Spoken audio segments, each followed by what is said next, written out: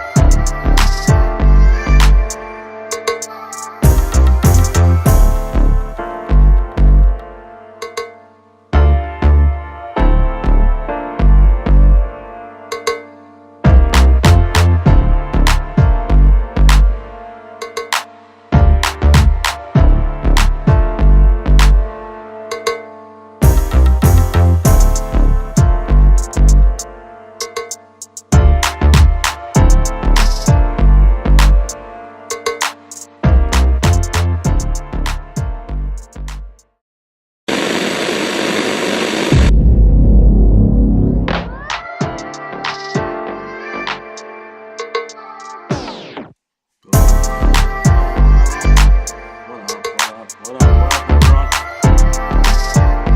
Tommy there? What up? Not gonna lie, song bangs. I listen to it while I work out. It's on my Yeah, remix now. that's your pump up music. That's not my pump up music, my in the zone music. Okay, You know, I locked need in. something more aggressive to get me Sure, going. Everything hurts at all times. You know how it goes. You get dude. I, old. I my right shoulder has been in pain all day. I have no idea why. I didn't even sleep on my side last night. I slept on my back. So I don't know why I'm in shoulder pain, but I am. Bro, since I hurt my lower back, I've been doing the pillow between the legs on the side. Hey, it's a great trick. It's, It works, dude. I It was just, works. I mean, there's a reason everyone tells you to do it, specifically doctors. But Hmm. in the process of it, I was just like, man, I'm fucking old. These are like when those are your main considerations. That's rough. Uh, Speaking of old, yeah, I was gonna say it looks like the Warriors could have done a better job of getting some sleep tonight. Jeez, or last night. you know what's funny about the Warriors game? We're obviously recording after the loss to Orlando Magic on the road here. I would not put this loss on the old guys. No, I, no, it actually wasn't. Yeah, I mean, I'm not in the business of blaming everyone. Obviously, fire everybody is the mentality after a Always. loss. But to me, I don't think they lost this game because they were old. I think they lost this game because they have certain limitations as a team, and they've been on the road for a long time, and it just kind of it popped through a little more tonight than it does other nights. But I thought Steph and Jimmy were excellent. Draymond little less so, but he still played a Yeah. good game in Loose with the general. ball, but Yeah, he was scored a, more than he usually does. You know, he made some threes, like actually drove to the rim and made the layups that he took. So they were not the the problem problem. tonight. The problem with Draymond is when you see him hit that psychopath level that he can hit versus like what he did against Wemby. Like how many players can do that? Then when you watch him play like a run of the mill NBA game, you're just like, oh, he sucked tonight. It's like that wasn't really the case. Yeah, he was about 40% capacity of what he was at against Wemby over the course of last Mhm. week. By the way, shout out my guys at GLD. I kind of like this chain. I might Yeah. become a chain guy on the pod.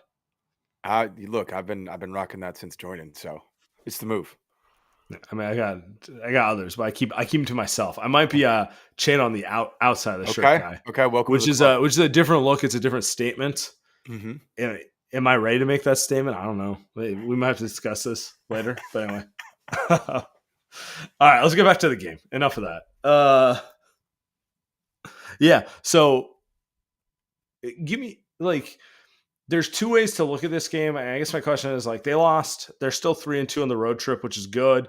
Are you looking at this loss as a culmination of fatigue from the team that's undoubtedly had the hardest schedule to start the season? Not just road games, but just volume of games. Hmm. Like this was game 17 for the Warriors. The Rockets are on 12 or 13. Like it's kind of a joke when you look at it that way. Hmm. Or are you looking at this as a game that exposed roster holes? I mean, both, honestly. Like, Obviously, we're all waiting for Melton to come back. From what I heard Steve say, I think on his radio appearance yesterday, they're not really expecting Melton anytime soon. At least, like, not in the immediate future here. We're probably at least 2 to 3 weeks out still before even considering getting him into game action. Um, everybody's going to point to the defense tonight, and the defense wasn't good. I mean, the Magic shot, I want to say 66% from two. Um, and I think some of that is just, frankly, straight up lineup choices. Like, there's too many lineups with Al as the big. Like, for everything that Al is, at 39 years old, he's not Draymond defensively. You can't just put four guards around him and think your defense is going to survive. Like, Draymond can make that lineup work. Wemby could make that lineup work. But We if it's really don't give enough credit to Draymond for the ridiculous lineups he makes work. well, Like there's that's the special thing about Steph and Draymond, both on their sides, the respective sides of the ball, is that they can make lineups work that basically nobody else in the NBA can make work. Like Steph, GP2, Buddy, Will Richard around Al Horford is not going to work defensively. It's just not. Like, you need to either throw Gee out there or you need to throw Post out there. I would, especially a night like tonight against Orlando, who's not the outside of like Suggs and Anthony Black, they're not the fleetest of foot team. I know we'll get to Anthony Black later. I know you're excited to get to that. let me get my IPA first. Yeah. But yeah, like that lineup's just that's really where the game turned in my mind, is like that group couldn't get stops, and it's not like you got a bunch of it's not like if a lineup like that had Malik Monk out there as well, it's like, all right, at least we can score and keep pace with the other team, but that lineup doesn't have any offensive juice anyway, either like on the other side of the ball. So you're asking Steph to do a ton of lifting offensively, and then you can't get stops. There's just a chance that it gets really ugly. That being said, people are going to point to the defense as the issue tonight, and it was. But if you just look at on the totality, the issue right now is the offense. They had, I don't know what's going to be after. Yeah, I don't know what's going to be after tonight. But the Warriors coming in tonight had the 7th ranked defense in the league by defensive rating. They have the 22nd ranked offense. So when you can't score, it gets harder to get stops. So on a night like tonight where they started hot from three, but then everybody outside of Steph couldn't make a shot really for the rest of the night, it's going to start to look ugly defensively when you're in transition the entire time. Yeah, I was going to say, to me, this game, if I was going to highlight one hole that I think it exposed, its offense. Steph did his job offensively. He looked great. Jimmy was awesome also. When Steph went off the floor, they could not score the ball, and I really do think that was the game. You have to work way too hard defensively when you can't score the ball that way. Honestly, it's been a theme for a few games now. Like, well, did I lose you? No, we're still here. We had audio, but we just didn't have picture. Okay, just making sure. Okay, so you heard me.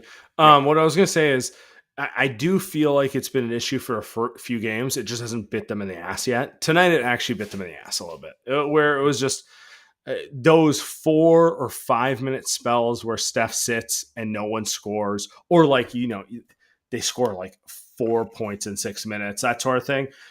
It caught up to them tonight because they shouldn't have enough offense. That's how I look at it. And, the question comes, do they officially miss Kuminga? I mean, they missed some type of scoring punch, whether that can be Kuminga. But I think that's probably putting him into a little bit of a different role than they were initially using him in to start the season.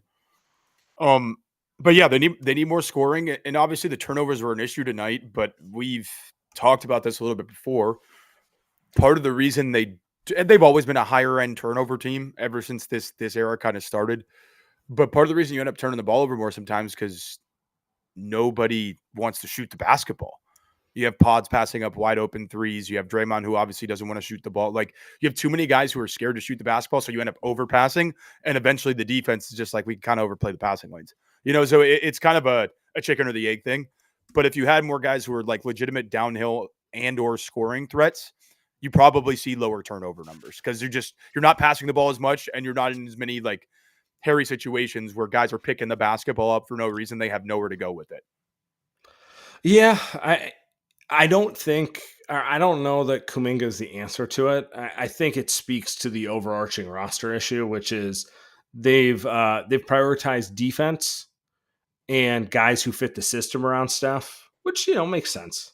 Mhm. Like on a macro level, it makes sense. But at a certain point, you just need someone who can get a bucket too, which is, Yeah. you know, people love to bring it up, but it's like, oh, that's what was Jordan Poole is so great.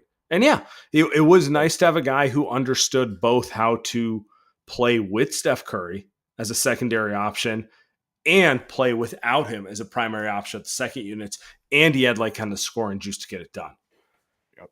Yep. Um, And at the end of the day, like, who knows how valuable that guy is in the playoffs? And I've made this point before, but you need him to get through the regular season. Like, he would have been helpful on a night like tonight. And maybe that Colin Sexton type, like maybe that guy only plays 15 minutes a game in the playoffs, unless he's like really got it going offensively. But it's helpful to have to get through nights like tonight where, I mean, I guess Steph and Jimmy had it going offensively, but they need a little bit more offensive creation juice that just doesn't exist on the those roster, they even with had Kuminga. They had 67 of the 113. I guess that's not super atypical, but it's like they scored 60% of the It's a team's lot, man. baskets. It's a lot. So If you look at like the top duos in the league, like look at Jason Tatum and Jaylen Brown, they average about 50 points a game together. mhm. So like expecting Jimmy and Steph, this is the second time now in the last 4 games where they've been like 60 plus as a tandem.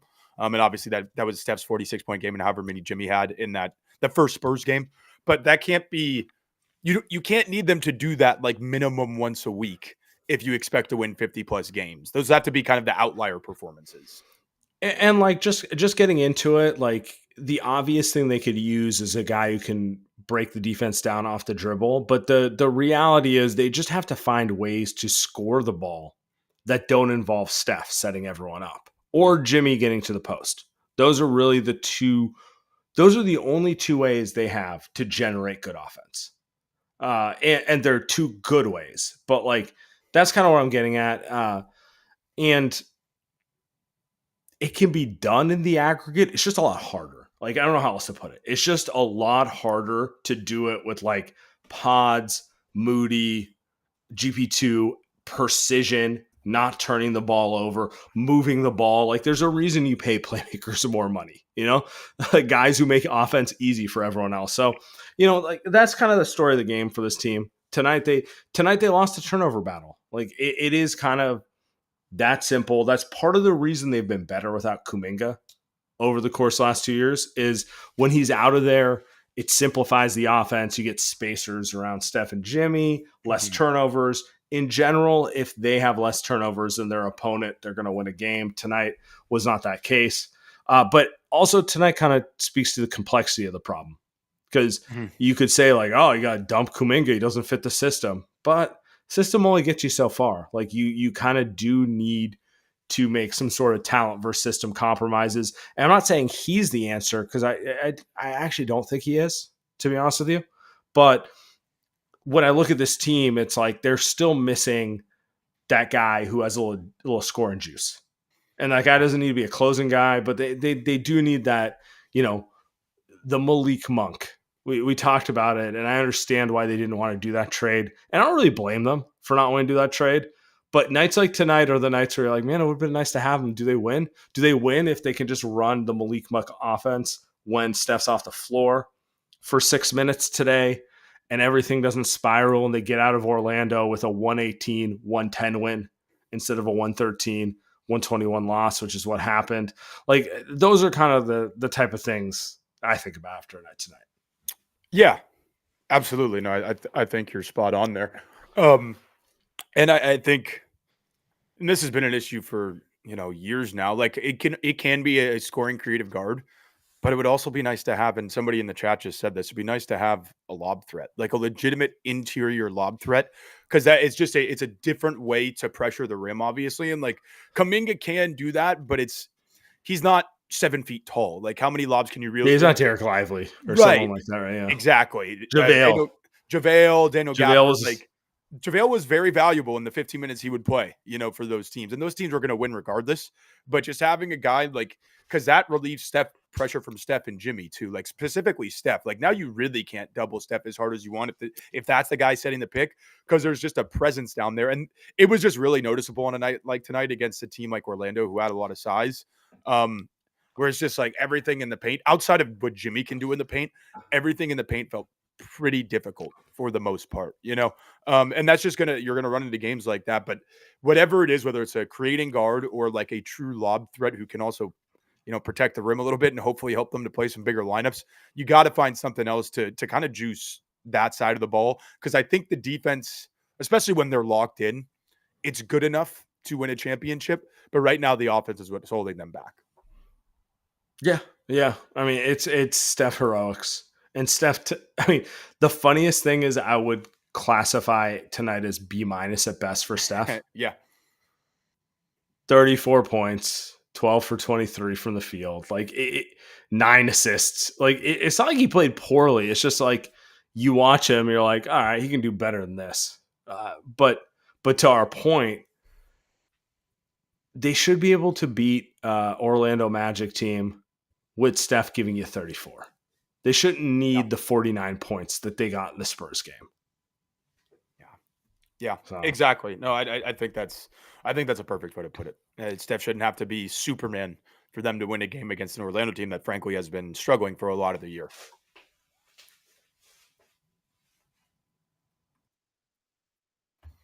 All right. Looks like it's time to pay a bill. Light Years Podcast. We are brought to you by Prize Picks. You and I make decisions every day, but on Prize Picks, being right can get you paid. Don't miss any of the excitement this football season on Prize Picks, where it is good to be right. Prize Picks is the best way to win real money this fall. Make your picks in less than 60 seconds and turn your sports stakes into real money all season long on Prize Picks. Prize Picks is the only app that offers stacks, meaning you can pick the same player up to 3 times in the same lineup. The app is really easy to use. To create a lineup, all you have to do is pick more or less on a few player stats for your shot to win. So download the app today and use code LIGHTYEARS to get $50 in lineups after you play your first $5 lineup. That is code LIGHTYEARS to get $50 in lineups after you play your first $5 lineup. Prize Picks, it's good to be right. Did we actually lose Sam? We might have lost Sam. Oh, there he is. You didn't lose me. I was just, so it's laundry day. So I'm at the bottom of the underwear barrel, and it's uncomfortable. And it was just a reminder of how valuable Skims is every day for me, guys. Look, you make decisions with your attire the entire day, and what you wear. And like one thing I've learned, the older I've gotten, there's really only 2 things that matter when you're getting changed. And that's your socks and your underwear. They determine your mood more than anything you do. And so, I experimented with different boxer briefs and Skims. Oh my God. Nothing is on Skims level. I've yet to find a pair of boxer briefs that have that perfect blend of flexibility and structure as Skims. And so, guys, that's what I'm telling you. You guys need to go get the cotton 5-inch briefs. Say Light Years sent you. Say these are the official briefs of Light Years. Guys, shop Skims Men's at skims.com. And if you're looking for the perfect gifts for the whole family for the holidays, Skims launched their biggest holiday shop ever. Again, at skims.com. Guys, let them know we sent you. After you place the order, select podcast in the survey. Select our show in the drop-down menu. And yeah, Skims, guys. Let's get into it. All right, Tommy, get your ass up here.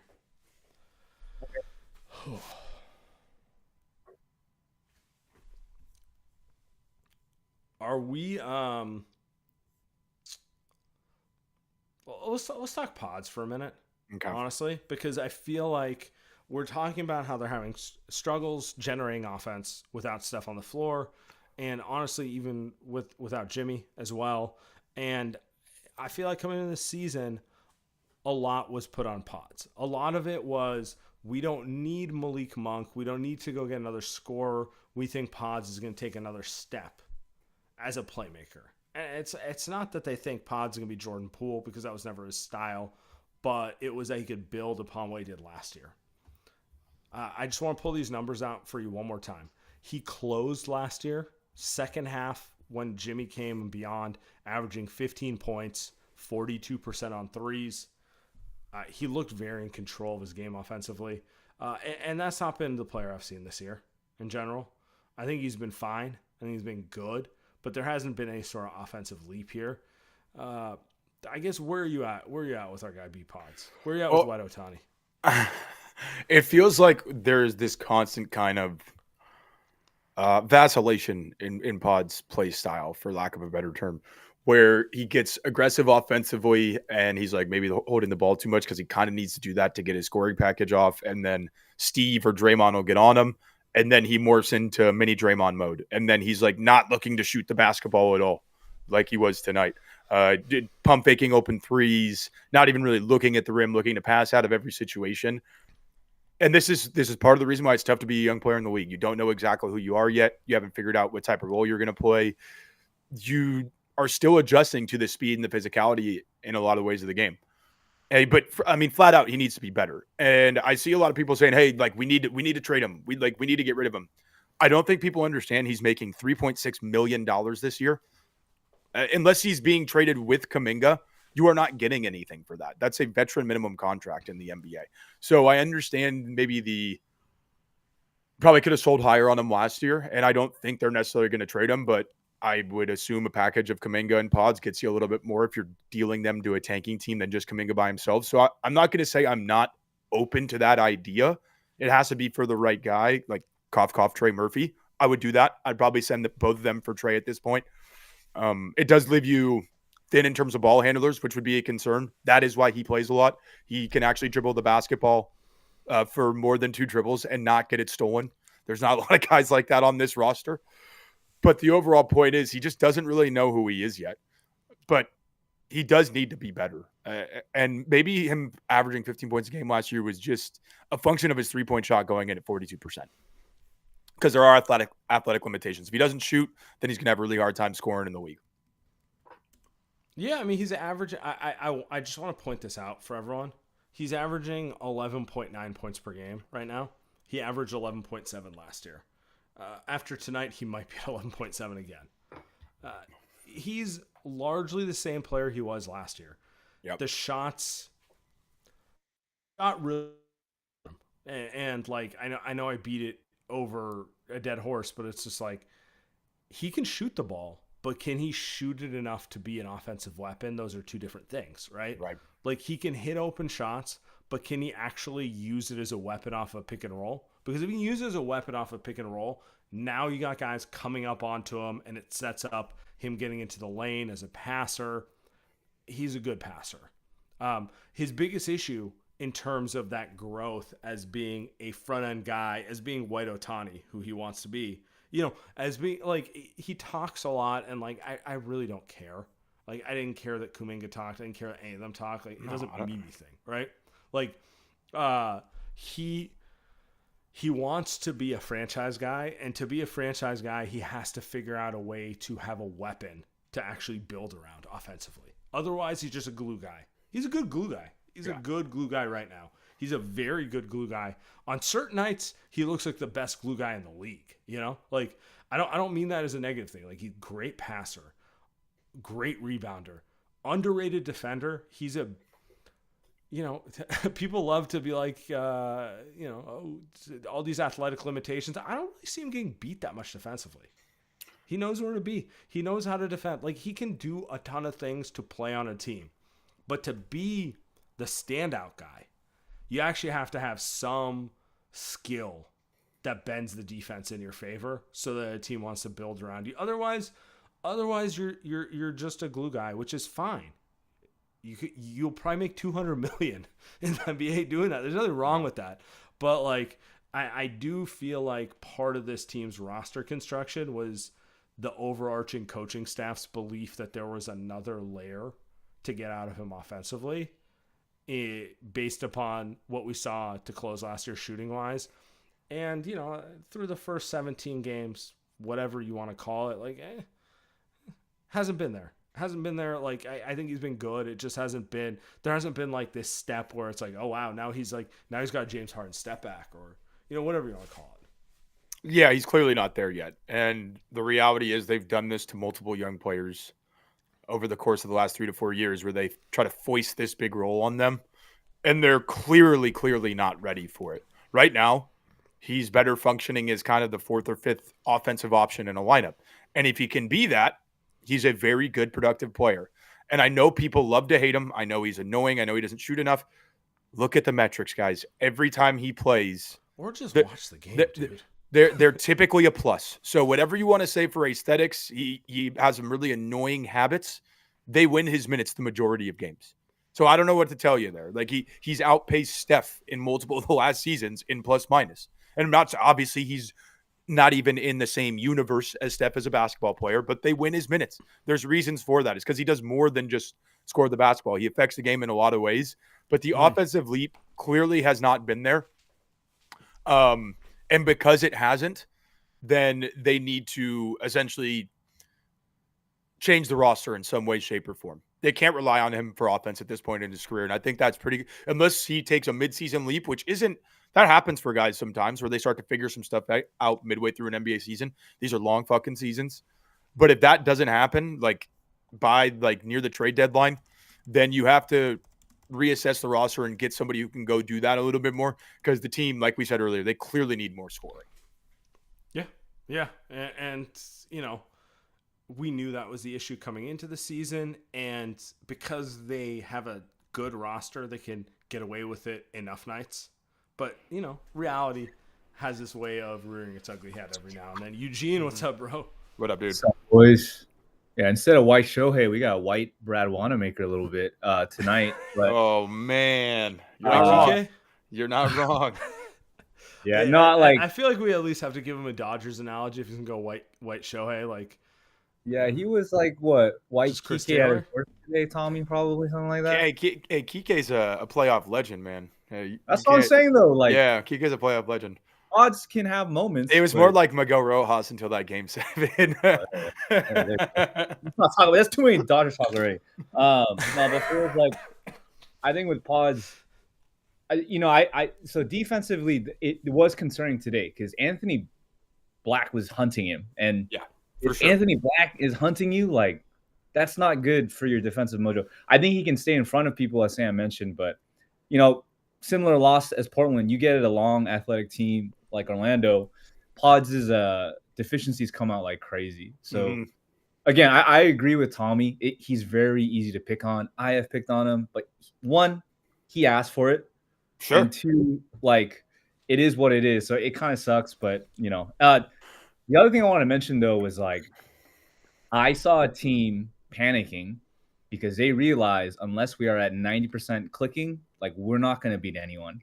Oh. When they're clicking 90%, they can beat anyone, maybe minus OKC. That's a coin flip. But I think they realize their margin for error this year with this roster is so slim.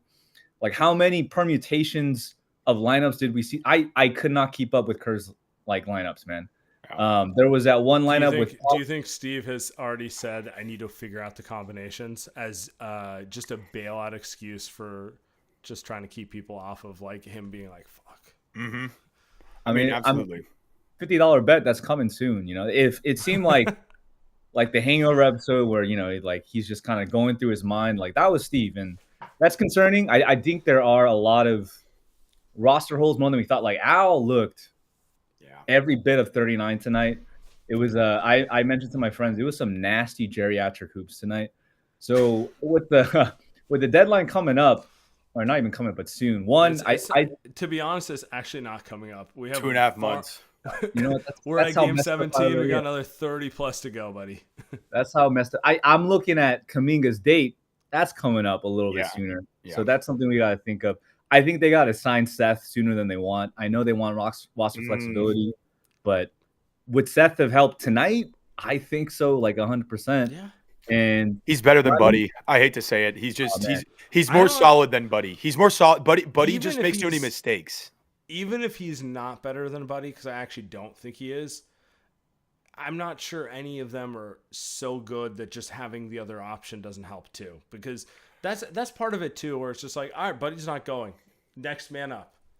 Okay, Guy Santos, probably not a scorer. So, you know, like just having another guy who might have it in them to just have a, you know, oh shit, Seth's feeling it tonight. Like we can run some offense through him tonight. Like they do need more of that no matter what. And with Seth, like I think the younger guys, every shot is so life or death to them.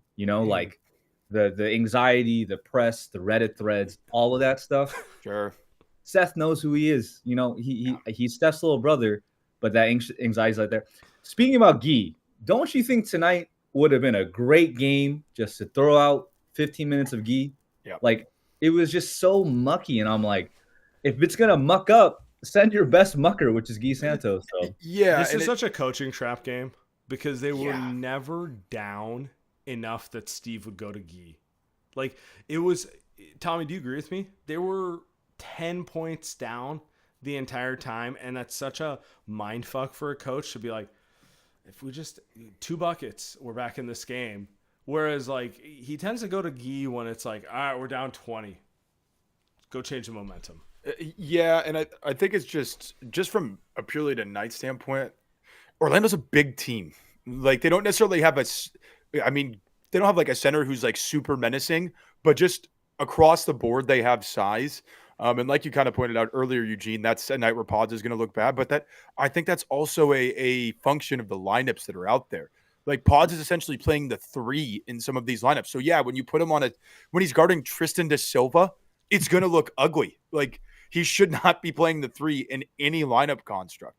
So yeah, tonight's a great night for Guy. Like you probably don't get torched as badly in that second quarter if you have a little bit more size next to Al. You rebound better. You just have a little bit more size at the rim, a little bit more physicality.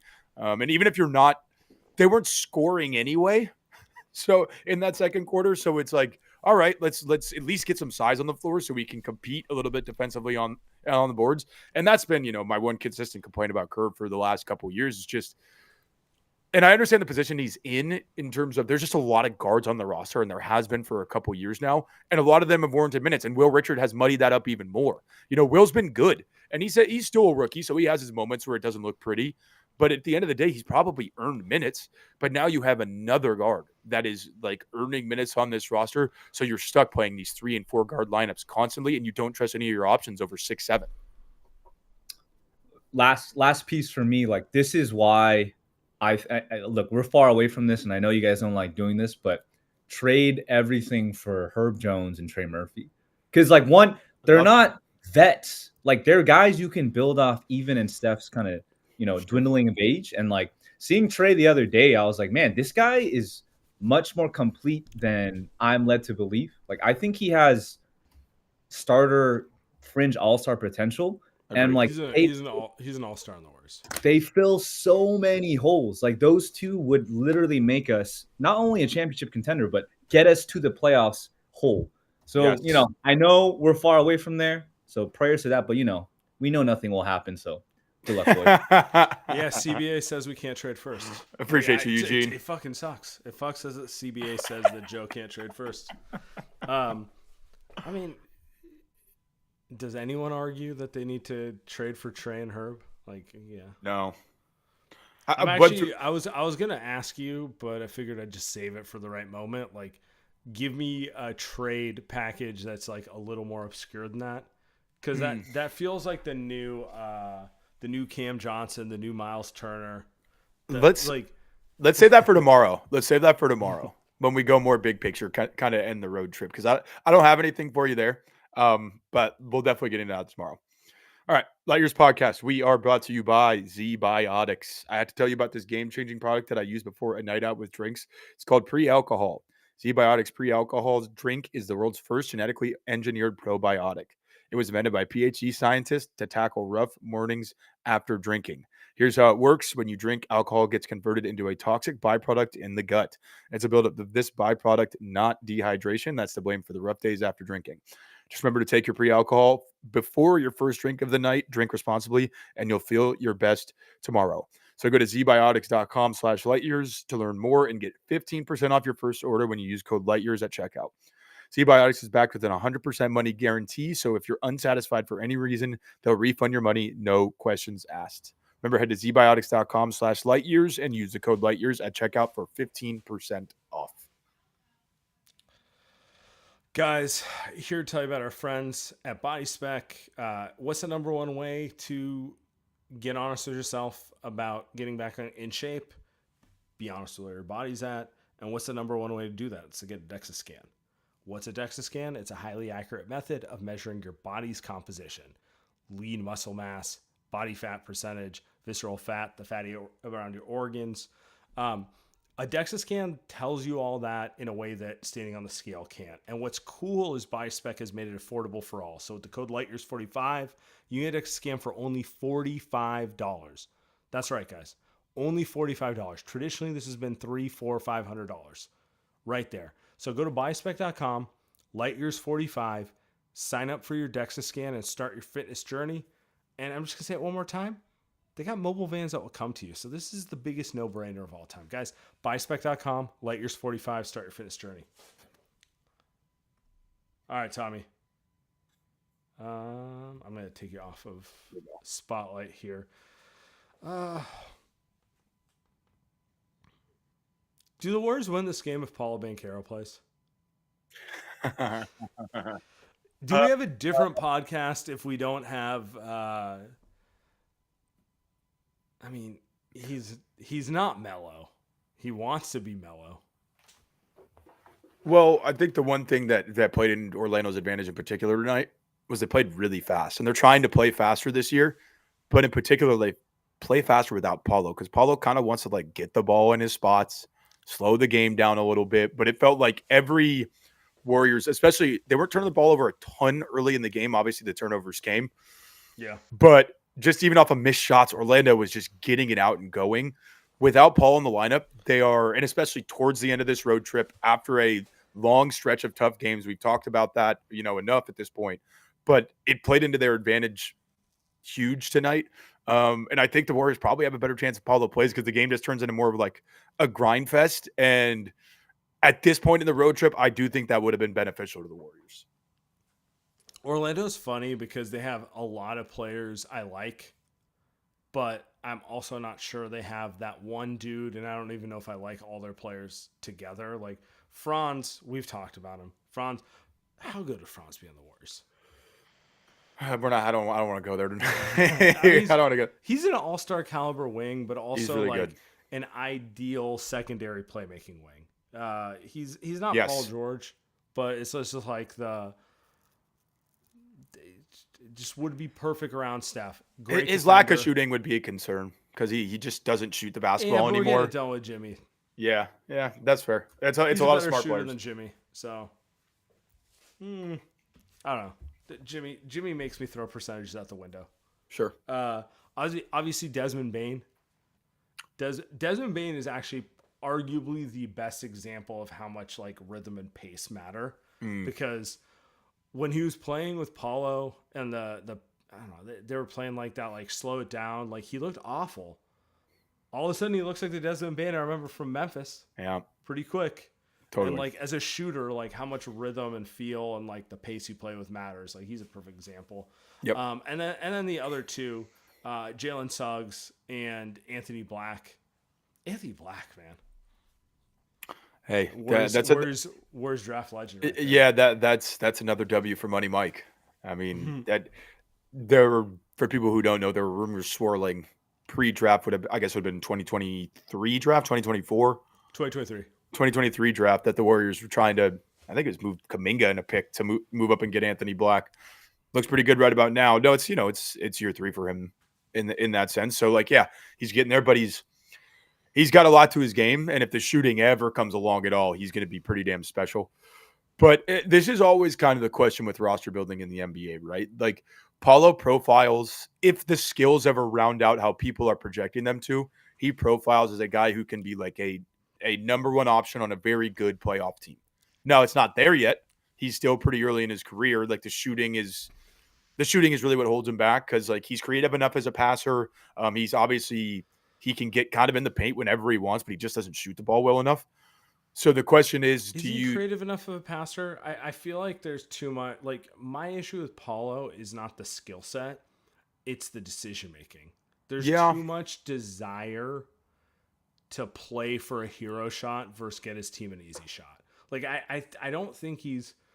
Here's the better way to put it: he's a good passer. He's a fucking awful decision maker. Does that make sense? Totally. No, and I think that's a just great distinction to make because like some guys do read the floor well in terms of like seeing passing angles, but they don't always make the right decision with the ball because they're more focused on other things.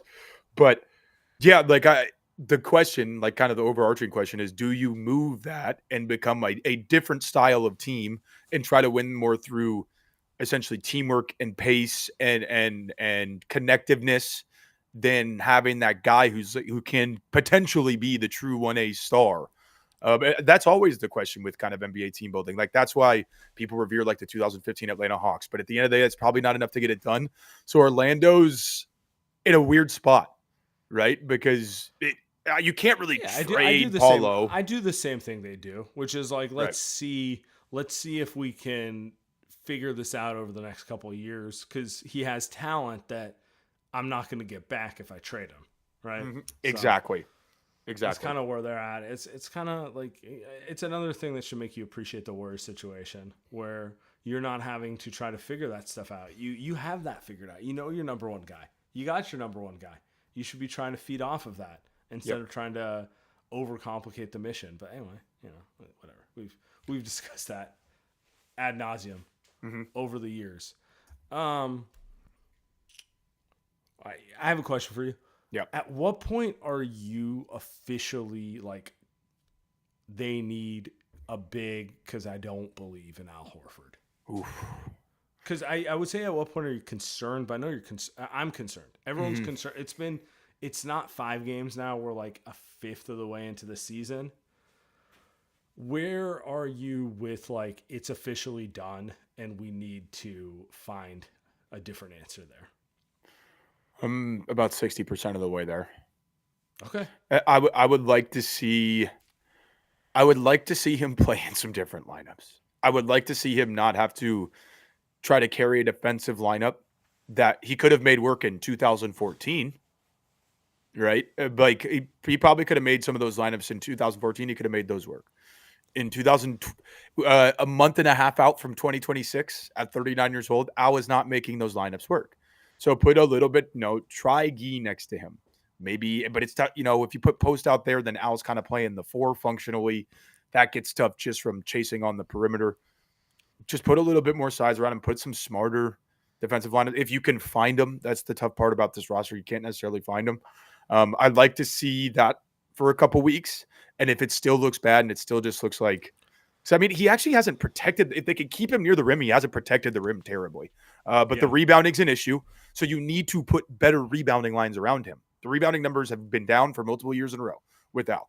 So you need to put bigger wings out there who can come and clean up the mess when he's protecting the rim.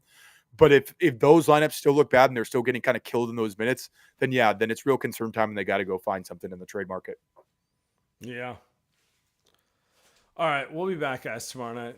Is what it is.